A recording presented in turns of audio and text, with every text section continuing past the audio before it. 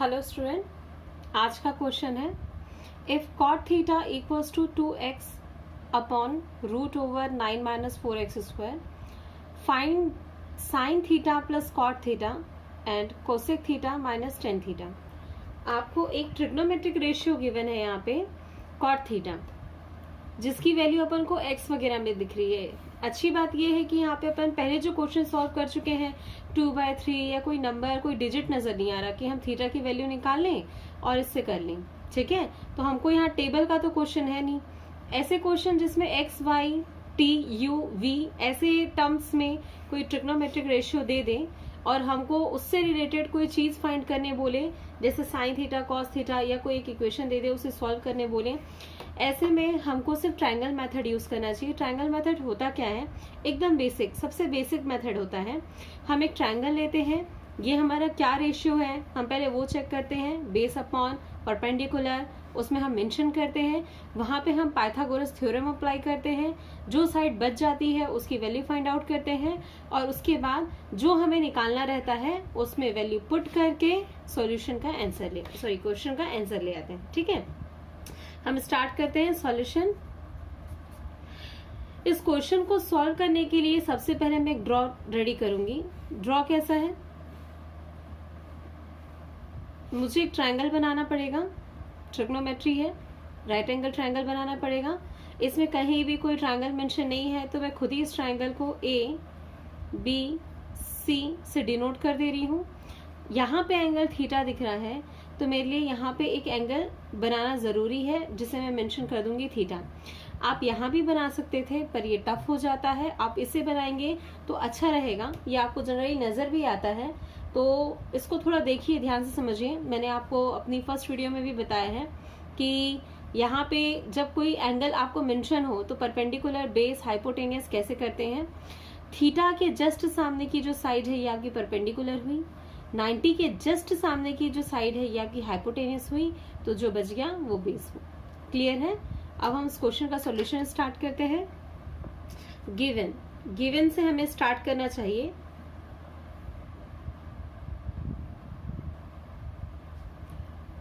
cot theta equals to 2x upon 9 minus 4x square in root. ठीक है, ये हमें गिवन है। अब मैं इससे कंपेयर करूं और लिखूं कि ये क्या आएगा, कैसा आएगा। तो स्टार्ट करते हैं हम। cot क्या रेशियो रहता है, cot का रेशियो क्या होता है, cot होता है tan का जस्ट रेसिप्रोकल। tan क्या होता है, परपेंडिकुलर अपॉन बेस, तो cot क्या हो जाएगा, बेस अपॉन परपेंडिकुलर। तो ध्यान दीजिएगा, मैं यहाँ जो बेस है BC, मैंने आपको पहले ही यहाँ पे बता दिया परपेंडिकुलर, बेस, हाइपोटेनस क्या क्या है।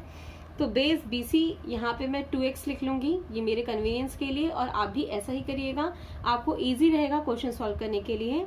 बेस अपॉन परपेंडिकुलर, परपेंडिकुलर पे मैं परपेंडिकुलर की वैल्यू जो यहाँ पे मुझे नजर आ रही है 9 माइनस 4x स्क्वायर मेंशन कर लूंगी। समझ में मुझे आ गया कि परपेंडिकुलर बेस अवेलेबल है, निकालना मुझे हाइपोटेनियस है। ठीक है, तो cot थीटा ये तो मेरा बिल्कुल वैसे ही आएगा, गिवन चीज 2x under root 9 minus 4x square. अब यहाँ पे मैं ट्रायंगल से साइड लेती हूँ। ट्रायंगल की साइड क्या क्या आ जाएगी, 2x मतलब बेस, बेस क्या है BC। ठीक है, और ये क्या है परपेंडिकुलर AB। मैंने यहाँ जो ऐसा लिख दिया है ये क्या सही है, बिल्कुल नहीं, ये बिल्कुल भी सही नहीं है, क्योंकि आप जानते हैं जो भी हमें रेशियो देता है वो एक्यूरेट साइड का रेशियो हो ऐसा नहीं होता। इसलिए हम इसके साथ क्या लेते हैं, k लेते हैं, इंटू k। ठीक है, ये भी हमको यहाँ मेंशन करना पड़ेगा। Here BC equals to 2x into k and AB equals to under root 9 minus 4x square into k, where k is a positive number।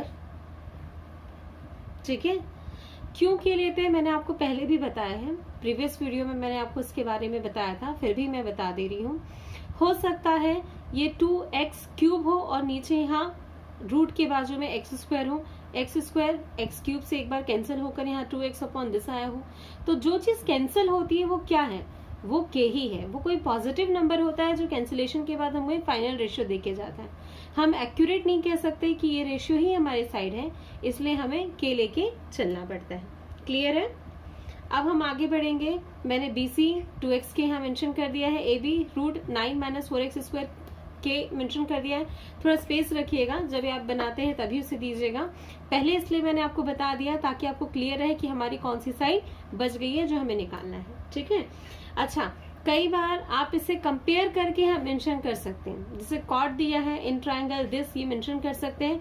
नहीं भी करेंगे तो कोई बात नहीं है, आपने ड्रॉ मेंशन किया है। बुक में भी कभी अलग से मेंशन करके आपको नहीं देता, एक ड्रॉ बता देता है, उसका रेशियो आपको मेंशन कर देता है। Now by Pythagoras theorem in triangle ABC, ठीक है, या फिर in triangle ABC by Pythagoras theorem आप मेंशन कर देंगे कि हम यहाँ पे पाइथागोरस अप्लाई कर रहे हैं। पाइथागोरस थ्योरम क्या होता है, hypotenuse square equals to perpendicular square plus base square. तो मैं यहाँ पे लिख लेती हूँ AC square equals to AB square plus BC square. Clear है?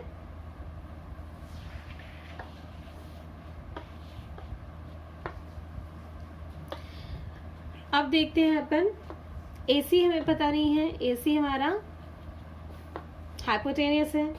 AB क्या है, AB नजर आ रहा है, हमारी AB है root 9 minus 4x square into के। मैं यहाँ लिख देती हूँ root 9 minus 4x square into K का whole square plus BC square. BC हमारे पास क्या है 2x इंटू के।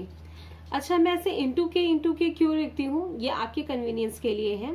आपको ध्यान रखना चाहिए कि दो चीजों का मल्टीप्लिकेशन यहाँ है, गलती से ये रूट के अंदर ना चला जाए, गलती से ये आप मिस्टेक ना कर दे, ये इंडिविजुअल थिंग्स हैं। ठीक है, आप चाहें तो इसे सिर्फ के लिख सकते हैं, डॉट नहीं मेंशन करेंगे तो भी चल जाएगा, लेकिन ये अच्छा रहता है, हमसे मिस्टेक नहीं होती है। ठीक है, अब हम आगे बढ़ते हैं।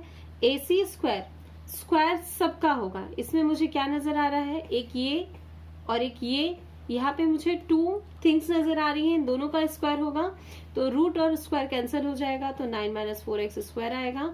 मैं सिर्फ ब्रैकेट लगा दूंगी, तब मैं जब k का स्क्वायर करूंगी तो मैं यहाँ लिखूंगी। ठीक है, आप ब्रैकेट अगर नहीं यूज करते हैं तो क्या हो जाता है, ये 9 माइनस 4x स्क्वायर के स्क्वायर। 9 से तो आपने मल्टीप्लाई किया नहीं। कभी भी ऐसे मिस्टेक मत करिए। अगर कोई 2 टर्म्स है, 3 टर्म्स है, सिंगल टर्म रहे तो कोई बात नहीं है, जैसे यहाँ सिंगल टर्म है तो कोई बात नहीं है, पर यहाँ पे 2 टर्म है, टर्म में प्लस माइनस से सेपरेट होते हैं, इसलिए इसे ब्रैकेट लगा के ही स्क्वायर कीजिए, इसका इंडिविजुअल स्क्वायर, इसका इंडिविजुअल स्क्वायर, और मल्टीप्लीकेशन में यहाँ ब्रैकेट जरूर शो करेंगे, अदरवाइज आपसे मिस्टेक होगी और ऐसी मिस्टेक फिर क्यूरेबल नहीं रहती है। फिर क्या होगा, आप इसे ढूंढते रह जाएंगे, परेशान होंगे, लेकिन सॉर्ट नहीं कर पाएंगे। हमेशा ब्रैकेट का यूज करिए, ब्रैकेट सबसे अच्छा सॉल्यूशन है, आपसे मिस्टेक होंगी नहीं, होंगी तो भी बहुत कम होंगी, धीरे धीरे आप प्रैक्टिस करते करते वो भी हटा लेंगे।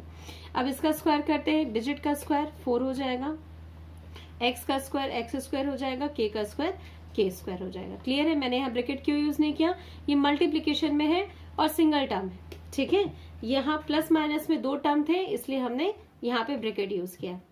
अब आगे क्या होगा, ऐसे मैं ओपन कर देती हूँ, AC स्क्वायर मल्टीप्लाई करती हूँ तो ये 9k स्क्वायर आता है, इससे इंटू हो गया, प्लस माइनस माइनस हो गया, फिर इससे इंटू होगा तो 4x स्क्वायर k स्क्वायर। ठीक है, यहाँ पे क्या आ गया 4x स्क्वायर k स्क्वायर। ये दोनों सेम दिखता है, मैंने आपको बताया है। AC स्क्वायर ये और ये कैंसिल हो जाएगा, आपके पास आएगा 9k स्क्वायर। क्लियर है?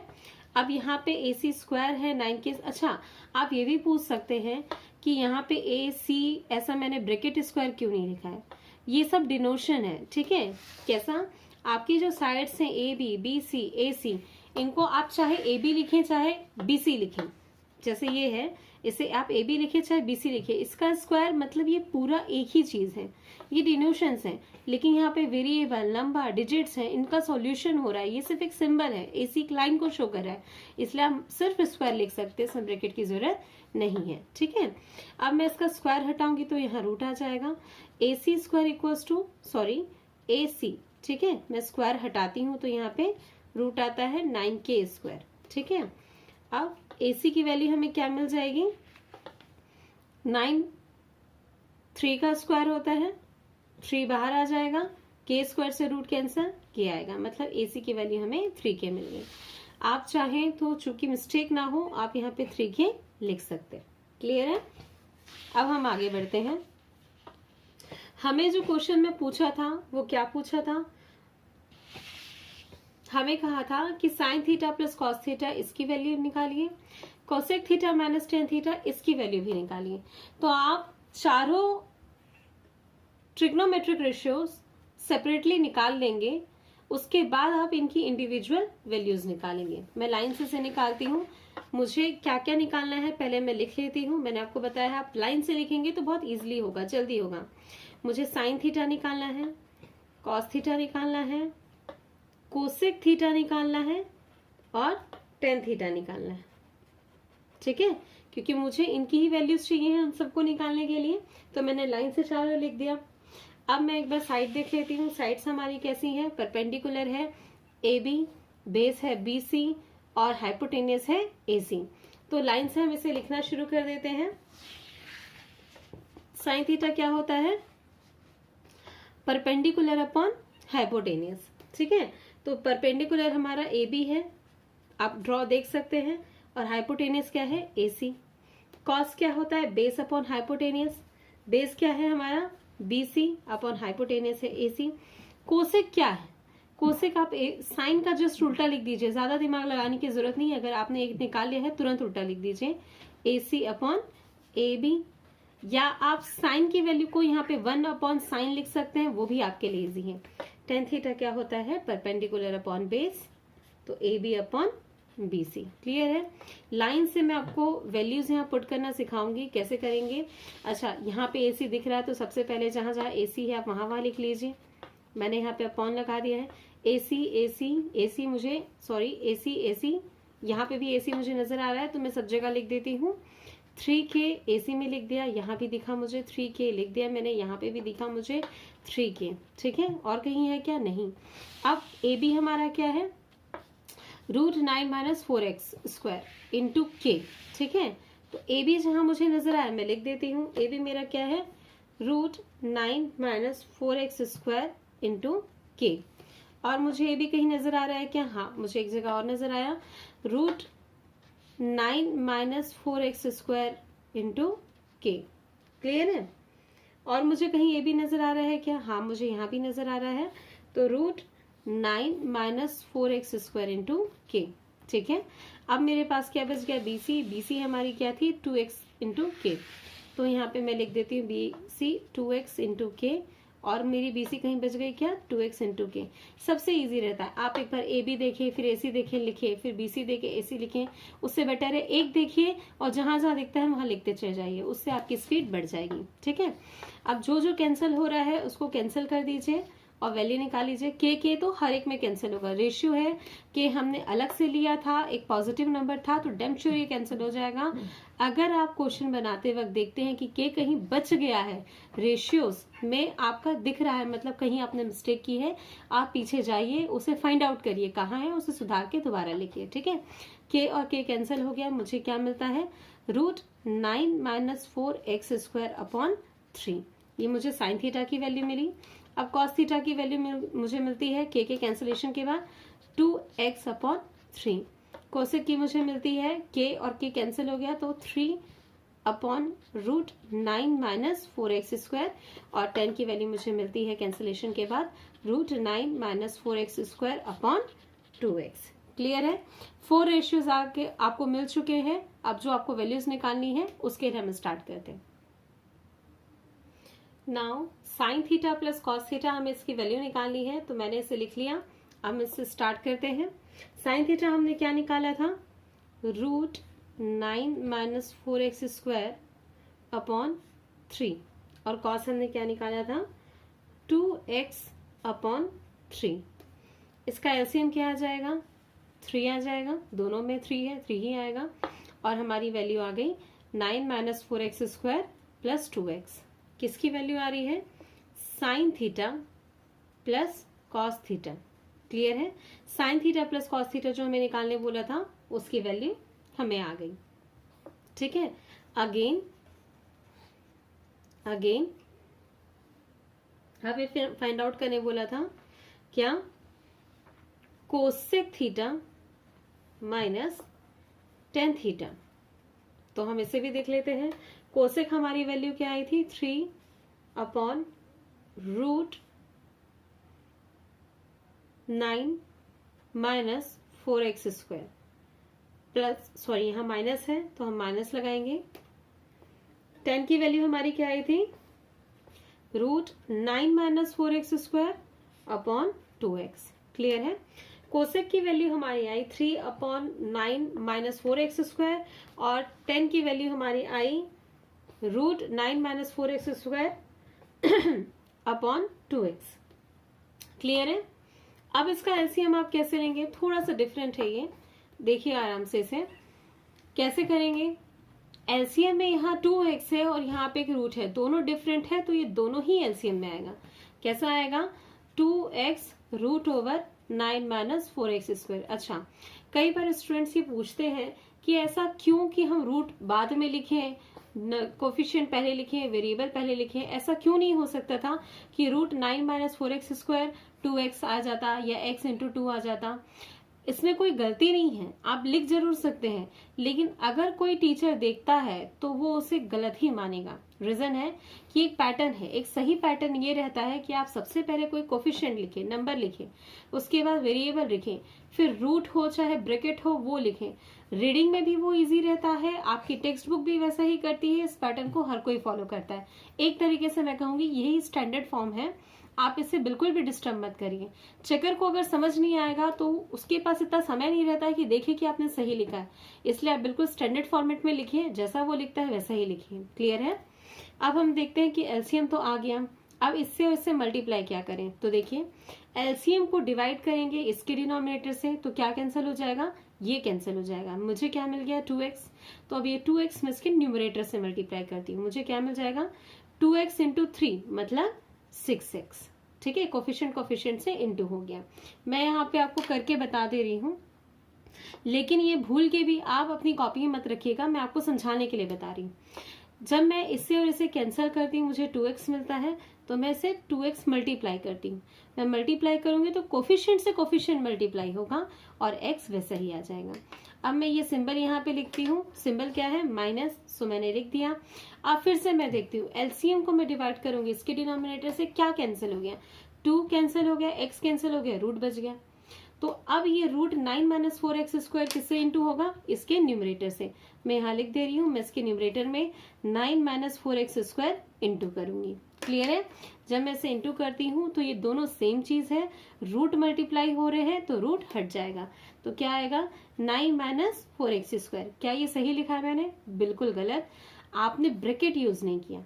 ठीक है, ब्रैकेट इसलिए यूज करना जरूरी है क्योंकि यहाँ पे 2 टर्म है, अगर ये सिंगल टर्म रहता तो आप इजिली कर सकते थे।